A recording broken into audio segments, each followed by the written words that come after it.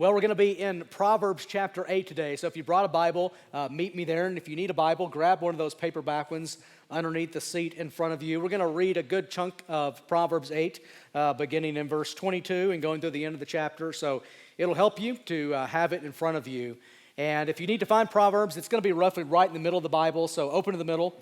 And you're probably there. If you land in Psalms, just keep going a little bit to the right, and you'll get to Proverbs. And you could also use the table of contents in the front to find your way to Proverbs chapter 8.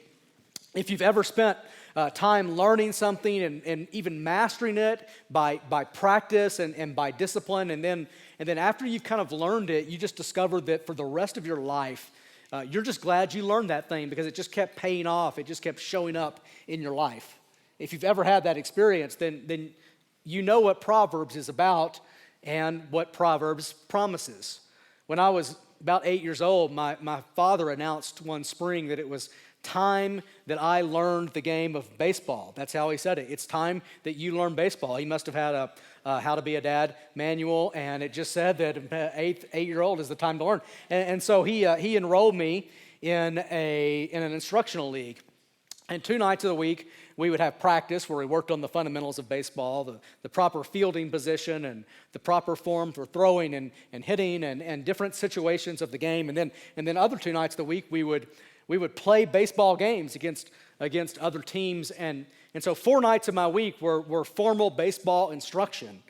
And then on the nights that I didn't have formal baseball instruction, my dad took me into the backyard every evening, and we worked on our hitting and on our fielding and on our throwing together. We just worked on the fundamentals of the game. And then occasionally we would go and watch our local minor league baseball team, which was the Arkansas Travelers. We would go and watch them, but we didn't go to the game like fans. We went to the game like students. And so we got down close to home plate. We watched every pitch. We diagnosed what the batter was doing, what the pitcher was trying to do. We looked at every situation and asked, what would you do in this situation? Did the players play it the right way? It was like baseball school. Now, all that kind of culminated when I was 13 years old. I ascended to the starting second base position for my Little League baseball team, where I promptly got hit in the face with the ball, broke my nose, got knocked out, and that was my baseball career. And so, but do you think it's any wonder today that of all the sports that I watch, baseball is my favorite sport to watch? For years, learning baseball for years has just paid off in a lifetime of enjoyment of that sport. In fact, every spring, my favorite thing about the day is getting longer and you can finally open the windows and the weather getting a little warmer. My favorite thing is that baseball season starts. And for about 6 months of the year, half of every year, baseball is like seasoning in my daily routine.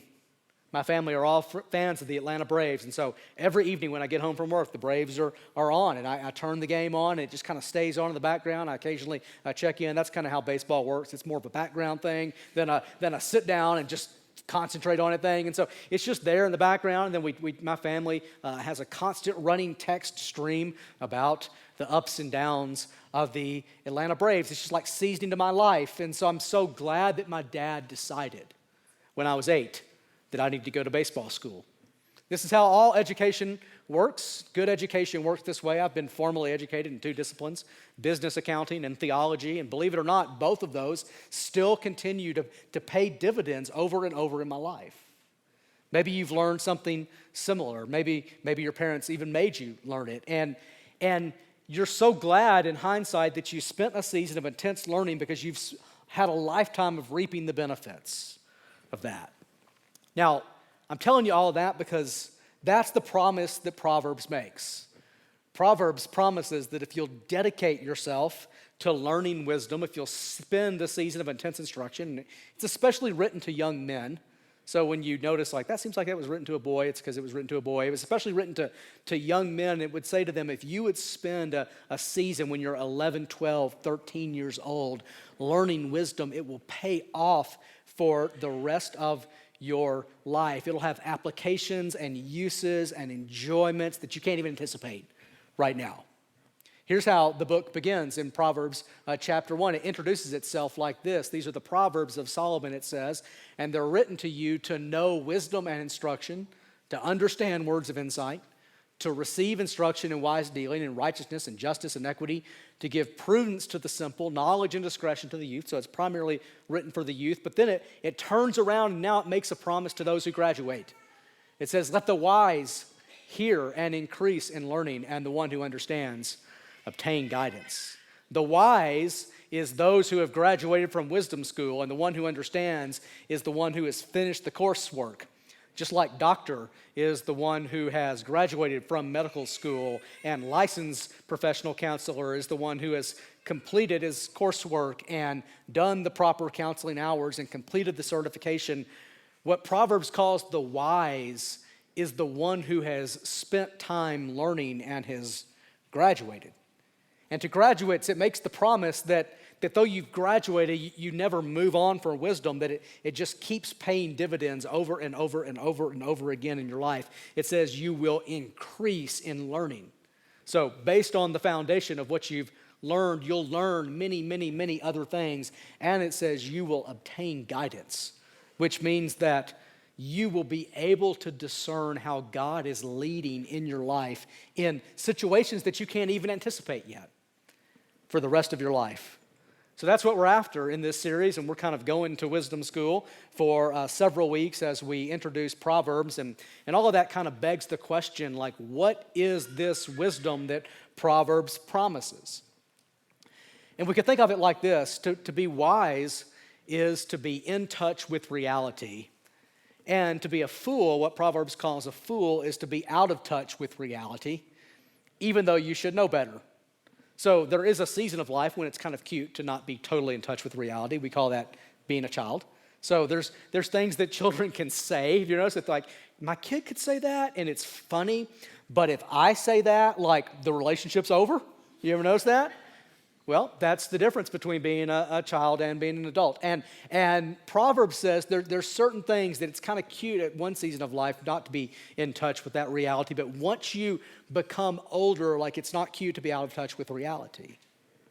So in order to be wise, you have to be in touch with reality, which then begs another question, like, what is the reality that you have to be in touch with? How do you get in touch with it so that you can learn wisdom, which will keep paying off your whole life, like baseball? That's what we're going to talk about today. Now, Proverbs 8 introduces us to the reality that we have to be in touch with in order to be wise. And in Proverbs 8, wisdom is personified, so she's speaking. And she's speaking about the creation of the world. And if you've ever read Genesis 1, then you'll hear echoes of Genesis 1 in Proverbs chapter 8.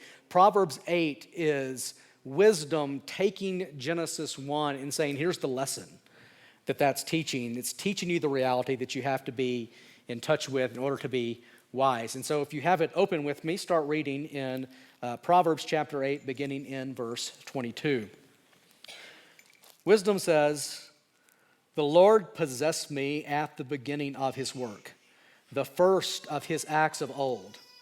Ages ago I was set up at the first, before the beginning of the earth. When there were no depths, I was brought forth. When there were no springs abounding with water. Before the mountains had been shaped, before the hills I was brought forth. Before he had made the earth with its fields, or the first of the dust of the world. The key word is before, before, before.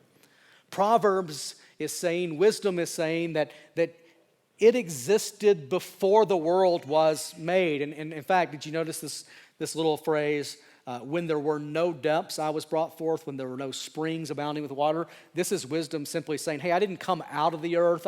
God didn't make the earth, and then I sprung up from the earth. So you can't simply imagine me as something coming out of creation. Like, I existed before the world was made.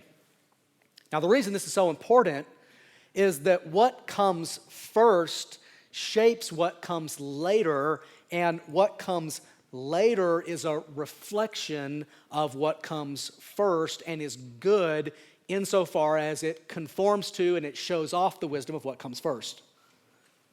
For example, time existed before clocks.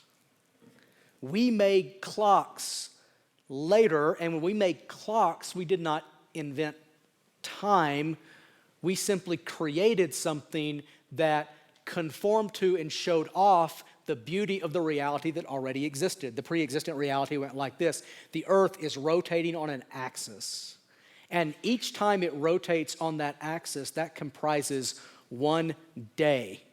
And each day is the same amount of time. Each rotation on the axis takes the exact same amount of time. And you can take that amount of time on which the earth rotates on its axis and you can divide it into 24 equal parts that we called hours. And then you can take those 24 equal hours and you can divide them into 60 equal parts that we called minutes. And you can take those 60 minutes and you can divide them into 60 more equal parts that we called seconds. Now, we didn't make that up. We just discovered it. And then we created an instrument that reflects that. Now, what if you have a clock that has 13 hours on its face? Do you have a good clock? Do you have a helpful clock? You call that a not very good clock. What if you have a clock where it takes about 14 hours for the big hour hand to make its loop around the face of the clock? You don't call that a good clock because you actually don't know what time it is. And you don't know what time it is because it's not in tune with reality. So Proverbs is saying there was a reality that existed before the world was made and before the creation was created and before you were created, and you were made to be in tune with and to reflect the reality that pre-existed. Pick it up in verse 27. When he established the heavens, I was there, and when he drew a circle on the face of the deep, when he made firm the skies above, and when he established the fountains of the deep, when he assigned to the sea its limit so that the waters might not transgress his command, when he marked out the foundations of the earth, then I was beside him like a master workman. This is the echo of Genesis chapter 1. Genesis chapter 1 verse 2 says, the earth was without form and void, and darkness was over the face of the deep. And then God begins to shape this formless and void earth. And he begins to fix it in a certain way. And so on the first day of creation, God fixes the sky above and he fixes what's called the water below. And Genesis is written in the language not of modern science, but it's written in the language of visual appearance, like how things look to us. And so on day one, it says God made great waters above and great waters below. And even though it's not really water, we know it's a sky, but because it looks blue, it looks like water. So they just said there's water above, also called sky, and there's water below. And then on the second day, God hangs great lights in the sky above. One great light to govern the day and one great light to govern the night. We call them the sun and the moon. And then he fixes an expanse between the sky above and the waters below. And so these two never collapse in on each other. This is why if your life is falling apart, you say, the sky is falling. Like everything fixed is coming undone, you're saying. And then on the third day, God takes the water below and he assigns it limits. He fixes it in certain locations so that dry land can appear. And this is where you get the dry land and the seas. And the point that wisdom is making is twofold. There's an order that's fixed. There's a pattern that's fixed, that's been established. And while God was doing that, I was right beside him like a master craftsman. I was the instrument, and I was the person who is making the world right alongside him. Now, a master craftsman or an artisan, when a master craftsman makes something, it bears her signature flourish. When an artisan makes something, it bears his style. When an artist creates something, it reflects the artist's sensibilities. So there's just certain music that sounds like Mozart, and there's certain paintings that just look like Monet. They reflect Monet's style. My house, the house I live in, was built by a builder who's like a boutique builder, and there's really nothing quite like his buildings in Denver. It's kind of a unique to him style, at least in our city. He's originally from Australia, and so he's imported his style from Australia. And apparently, the Australian style is a lot of black, a lot of white, a lot of black metal, large windows, and a lot of sunlight. In fact, he has a whole philosophy of home building, which is to build homes with maximum natural light. So my home has huge, oddly shaped windows. In fact, there's one in one little corner. There's a window, just a small window, about a foot high, down by the floor. And as we were walking through the house while it was under construction, I just asked him, I'm like, what is that window for by the floor? And he goes, looked at me like I'm crazy for asking that question, and said, to let some light in. And his style is so unique that as I drive through, sometimes I'm just driving through neighborhoods and I can look at a house and go, oh, Darren built that. Because it reflects him. So wisdom is saying, I existed before the world existed. It was made to reflect me. It was made to show off what I'm like. And I was the master craftsman that crafted it so it bears my imprint. And then wisdom does, in the second half of verse 30, wisdom does what every good artist does. They admire their work. So he says, I was beside him like a master workman, and I was daily his delight, rejoicing before him always, rejoicing in his inhabited world and delighting in the children of man. So the preeminent, ultimate, penultimate act of creation was you and me, was us. It was human beings. And wisdom says human beings were made to show off the wisdom of God, and I delight in them. Now, all of that is kind of build up to what comes next, and what comes next is a promise wisdom makes to anyone who discovers the reality that pre-existed them and then builds their life around it. So here's the promise, verse 32. And now, O sons, listen to me. Blessed are those who keep my ways. Hear instruction and be wise, and do not neglect it. Blessed is the one who listens to me, watching daily at my gates, waiting beside my doors. For whoever finds me finds life and obtains favor from the Lord. But he who fails to find me injures himself, and all who hate me love death. Now, wisdom is simply making a promise that if you will discover the way that I made you and I made the world to work, and if you will build your life on that, and if you will discover these ways and build your life on it, you'll have a good life. You'll have a meaningful life. You'll have a purposeful life. And in general, life will go well for you. That's what blessed means. So we're going to call this promise that wisdom makes, this reality that she's teaching us, we're going to call this today the creation principle. The creation principle simply says that there is a way that God made the world and he made us to work, and our job is to discover that and to live in line with it. And when we live in line with it, we flourish, and when we don't live in line with it, we suffer. Now, this is really important for us as kind of modern people to think about for a minute, because we live in an era of history that's really, really unique. And it's unique for this reason. In about 250 years, we've made more technological progress than all the previous generations of humanity, however long that is, combined. In about 250 years. And all of our scientific advances and all of our inventions, when you think about it, they're actually, first, they're discoveries of the fabric that God wove into the world, the way he made things to work, and then we create something that fits with that pre-existent reality, and by creating something that fits with that reality, we flourish because of it. So we didn't invent electricity, we discovered that God wove electricity into the fabric of the world, and then we've created things that conform to and harness that, and we flourish because of it. We didn't invent the way human bodies work. We discovered the way human bodies work, and in discovering the way human bodies work, we then create medicine that conforms with the way human bodies work and conforms with the way antibodies work, and we flourish and we live longer because we create something that fits with the reality that God wove into the world.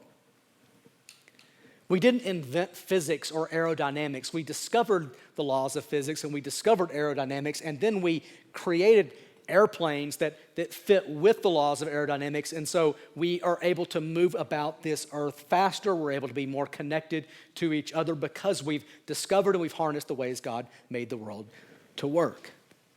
But because this just feels so normal to us in a way that didn't feel normal to people that lived 300 years ago or 3,000 years ago, because this just feels so normal to us, we tend to misinterpret that.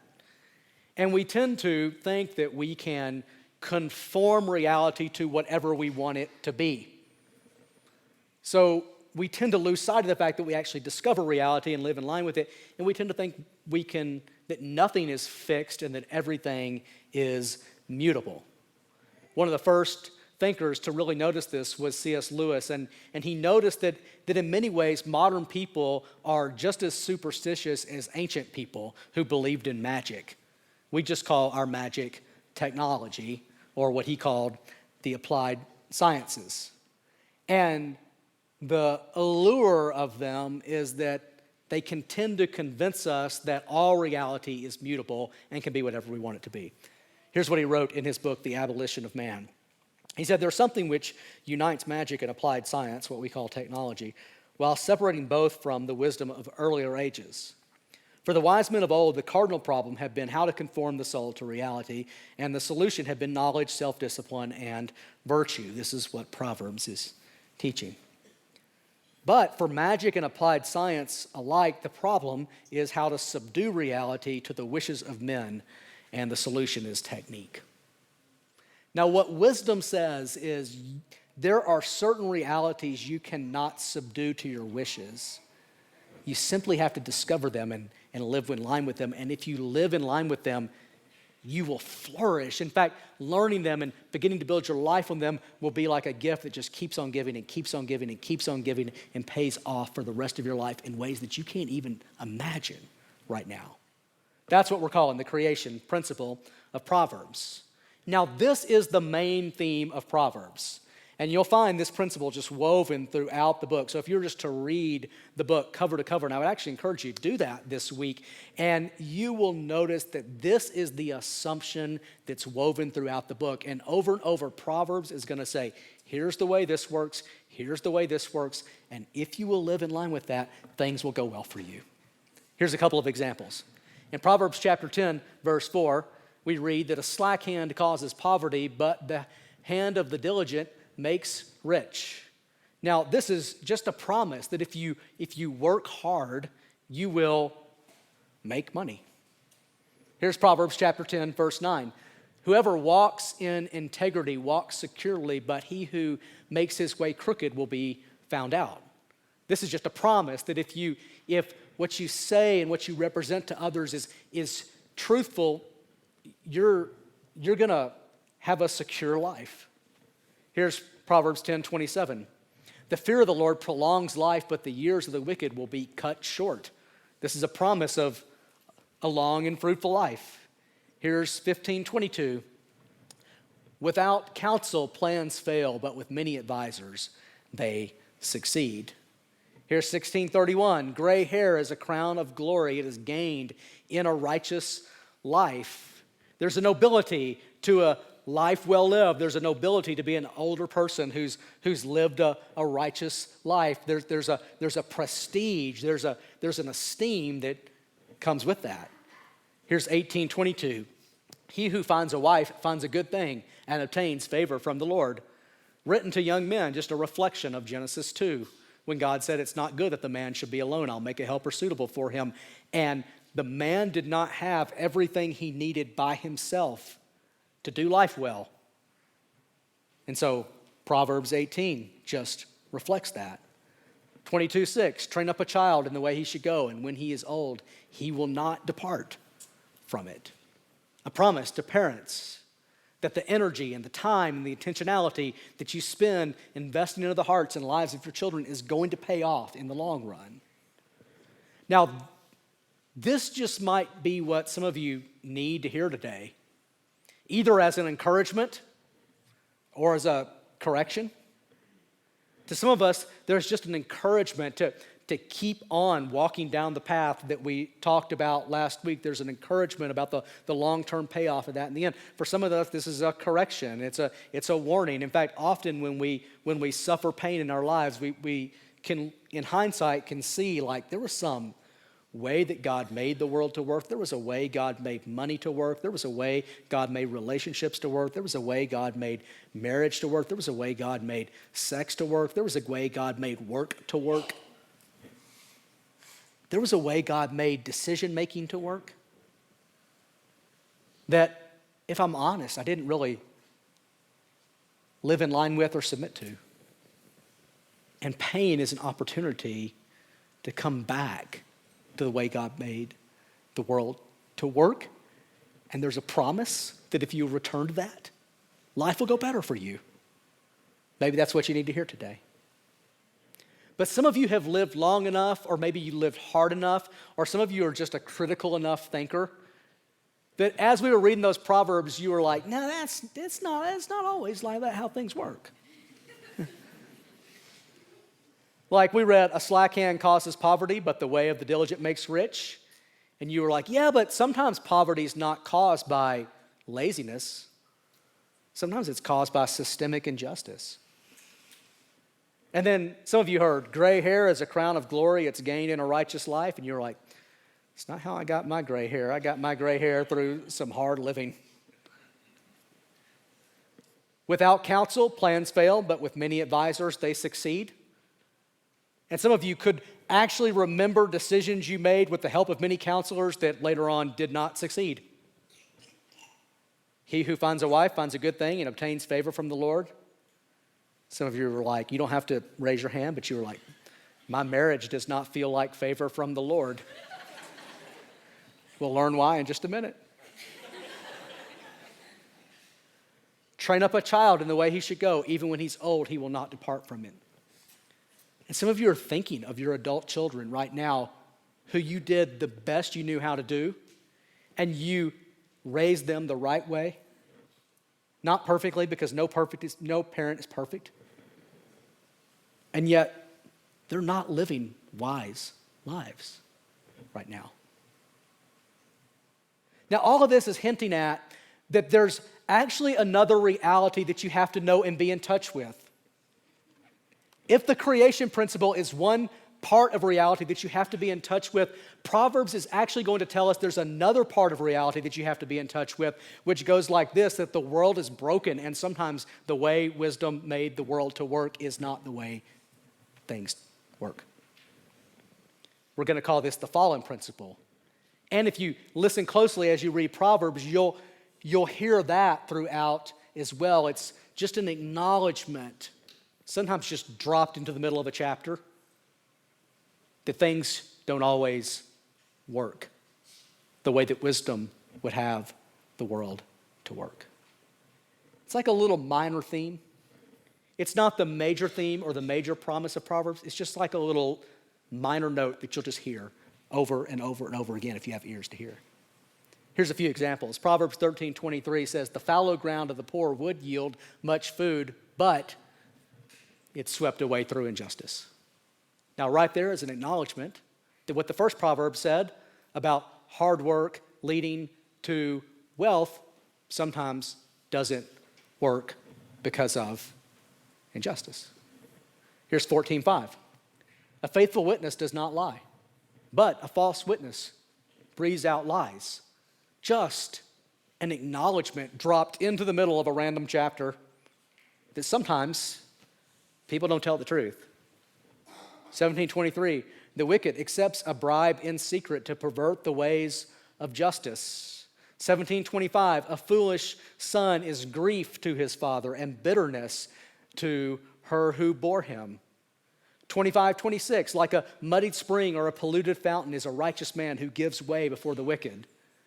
The righteous in Proverbs are not just the morally upright. They are those who live their life in a way that it's a blessing to others. They give life to others.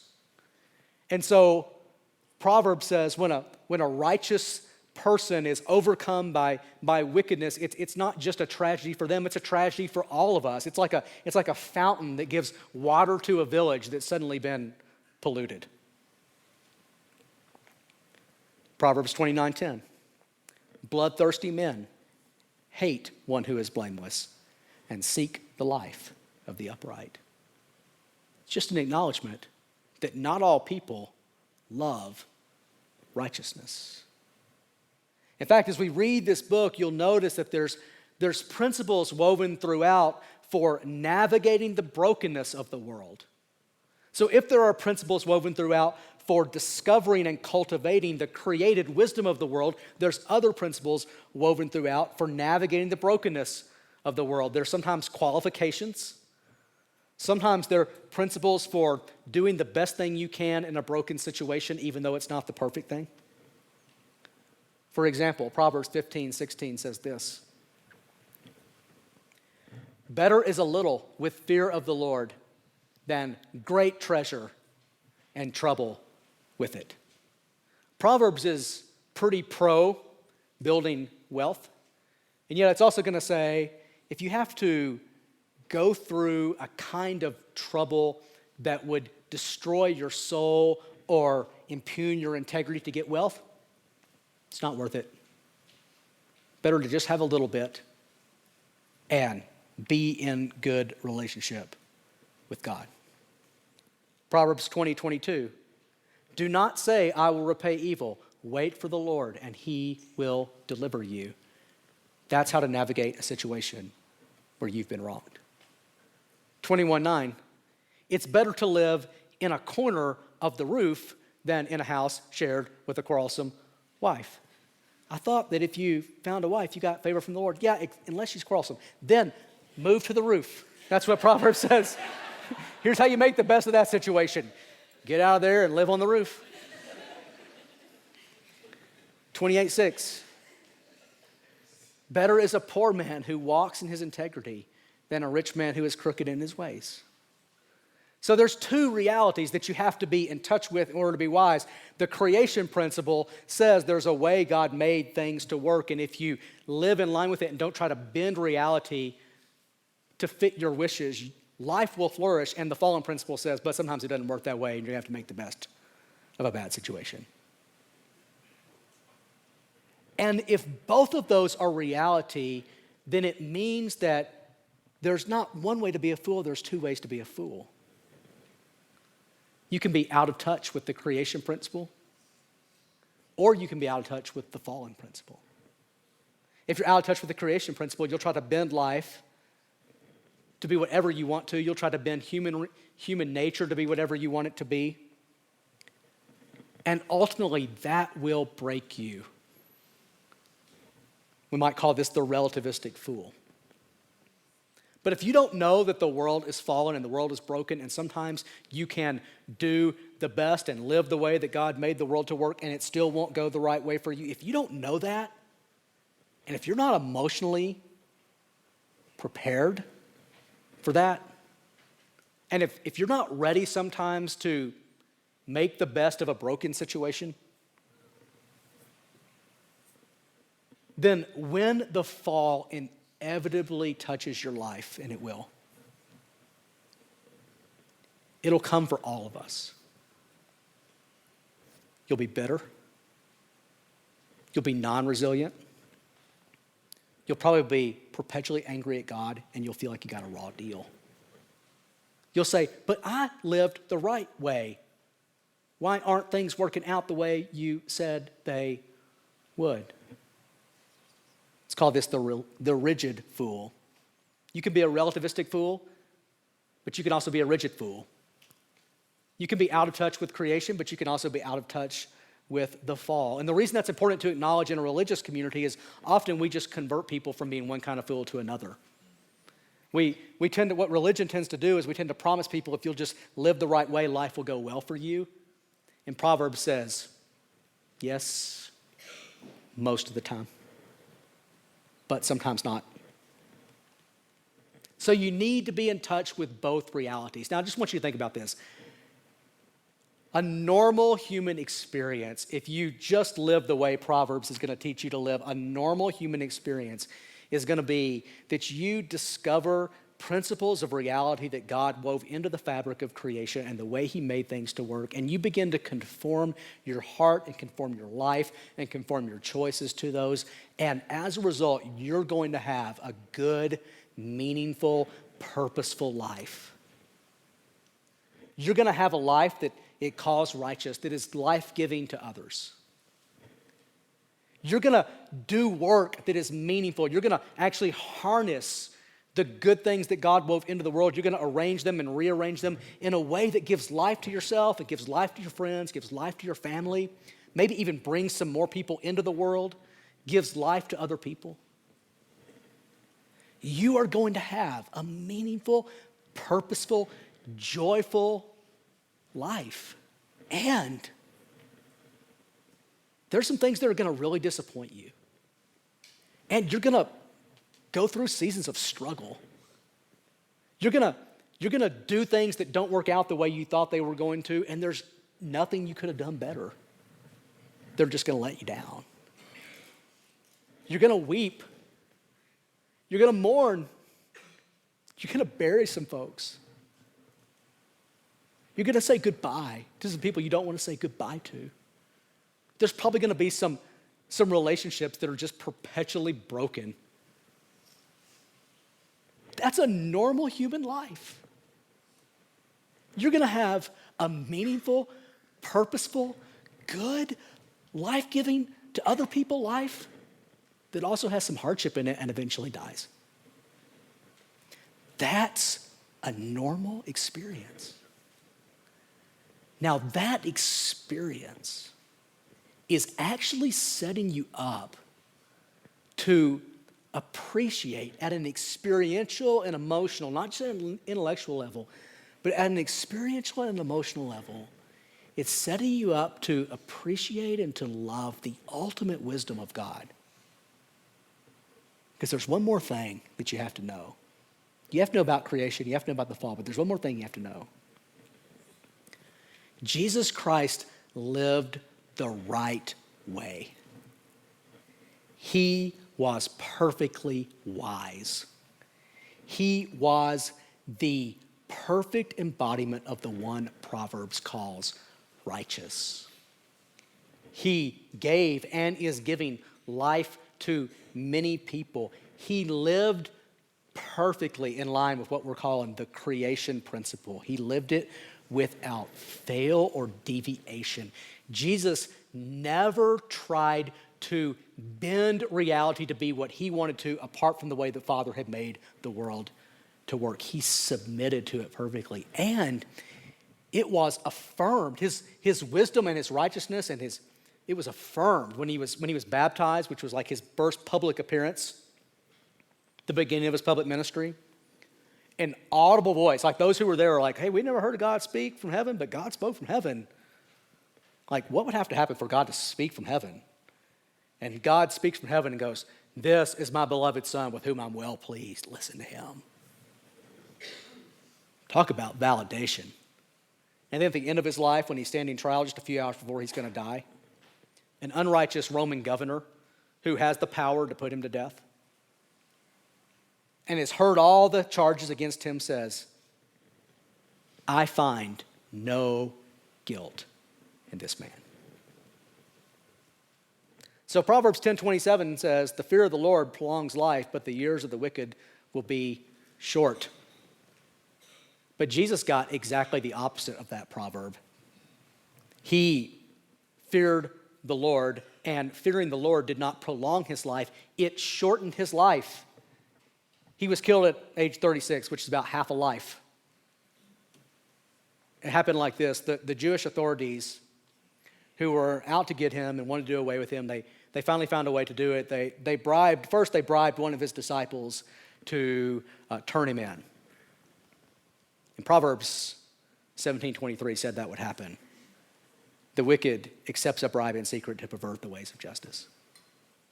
And they took him before a religious council, and they brought false testimony before him, just trying to pin some charges on him. And Proverbs 14:5 said that would happen. A faithful witness does not lie, but a false witness breathes out lies. And he would answer them with wisdom. And whenever he would answer them, they would spit in his face and they would slap him and they would strike him and they physically beat him. And while he was groggy in the ground, they would lean over him and go, "Prophesy to us, you Christ. Who is it that struck you?" Proverbs 25:26 says, that's a tragedy. Like a muddied spring or a polluted fountain is a righteous man who gives way before the wicked. And then they delivered him over to that Roman governor, Pontius Pilate. And they asked Pontius Pilate to give them the death sentence. And Pontius Pilate knew he was innocent, and so he tried to find a workaround to release Jesus. But the crowd was stirred up by their leaders, and they were so bloodthirsty, they just cried out, "Crucify him, crucify him, crucify him." And finally Pilate caved. Bloodthirsty men hate one who is blameless and seek the life of the upright. Proverbs 29:10. They led him away to be crucified, innocent. He kept the creation principle, and he reaped the fall. And that was the end of his movement, apparently, until Sunday. Death could not hold him. And Proverbs 20:22 says, "Do not say, 'I will repay evil.' Wait for the Lord, and he will deliver to you." And having trusted his Father to the very point of death on the cross, the Father raised the Son from the dead because he waited on him. And right now, he's seated at the right hand of the Father. One day, he's going to return. He's going to make all things new. It's going to be what he called a new heavens and a new earth. He's going to make an earth of perfect justice, where the way God made the world to work is the way things work, now brought to fullness. He calls it a new heavens and a new earth. Christians call it the gospel. The gospel is the third and the ultimate principle of wisdom that you have to be in touch with. Creation principle, fallen principle, gospel. The gospel will free you from both kinds of foolishness. It will reconcile you back into relationship with your heavenly Father. And then having been reconciled back into relationship with him, you come under his word, just like we're doing now, and you learn it and you learn his ways. And rather than bending the world to what you want, you begin to bend your life and your heart to the way he made things to work, and you will flourish. You'll have a meaningful life if you do what the Apostle Paul calls the obedience of faith to the gospel of Jesus Christ. The creation principle will be found true in your life. And because the kingdom of God has not yet come in full, you will still suffer, like all of us, a measure of the fall. But the gospel will help you suffer in a way that has hope. In a way where even if you don't see how it's all going to work out, the gospel makes the promise to you that one day God is going to even take the fallen things in your own life and he's going to weave them together in a way that is beautiful, in a way that's glorious, and it's going to all make sense and be reconciled when the kingdom of Jesus comes in full. Creation principle, fallen principle, gospel. And if you build your life on that, it will last forever. Let's pray. Father, thank you for the wisdom that you've woven into the world, which is meant to ultimately point us to Jesus. And thank you for even telling us about all the ways the world is broken. I'm astounded as I read through Proverbs how many different kinds of brokenness and injustice and things don't work the way they should, and how many different kinds of disappointment you just describe. You just drop in and say, oh, by the way, this happens sometimes. And then if we live long enough, we actually experience some of those things. And both the blessing and the good things that we experience and the brokenness that we experience help us to appreciate the ultimate wisdom of yours that came 1,000 years later when you sent your son, who lived a perfectly righteous life, lived about half a life because it was cut short by injustice, and then was raised from the dead, the beginning of a new world, where all that you made to work will come true again. So I pray that today that would not just sound like mythical religious fairy tales, but I actually pray that would be real to us. Would you help us to know exactly how to go from here and to what part of our lives we need to come and build on your wisdom, and then we would just discover the life that you have, and to the extent we're still suffering under the weight of the fall, would you just remind us of the hope that we have in your Son. We give you praise for your ultimate wisdom in him. It's in his name we pray and by his Spirit. Amen.